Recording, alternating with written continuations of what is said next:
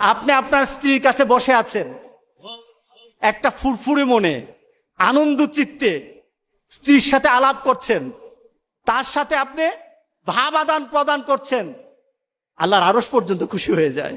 সুবহানাল্লাহ, আল্লাহর আরশ পর্যন্ত খুশি হয়ে যায়। যতক্ষণ পর্যন্ত আপনি এইভাবে আপনার স্ত্রীর সাথে কথা বলতে থাকেন, স্ত্রীর কাছে বসা থাকেন, আপনার আমলনামার মধ্যে সওয়াব লিখতে থাকে। রাসূল পাক সাল্লাল্লাহু আলাইহি সাল্লাম এই কথা বলার পর এক সাহাবী বললেন, ইয়া রাসূলুল্লাহ, স্ত্রীর সাথে একসাথে শুবো, একসাথে ঘুমাবো, একসাথে খাবো, একসাথে তাকে আদর করব, এটা কি সওয়াবের কাজ হতে পারে? রাসূল পাক সাল্লাল্লাহু আলাইহি সাল্লাম বললেন, আচ্ছা তোমার স্ত্রীকে না নিয়ে তুমি যদি আরেকজন স্ত্রীর কাছে বসে থাকো, আছে কিনা?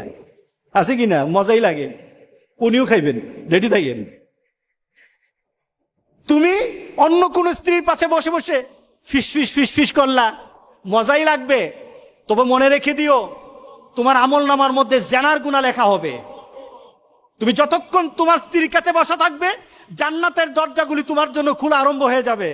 আর যতক্ষণ পর্যন্ত পরস্ত্রীর সাথে বসা থাকবে, ততক্ষণ পর্যন্ত তোমার আমলনামার মধ্যে গুনাহ লেখা হবে কিনা।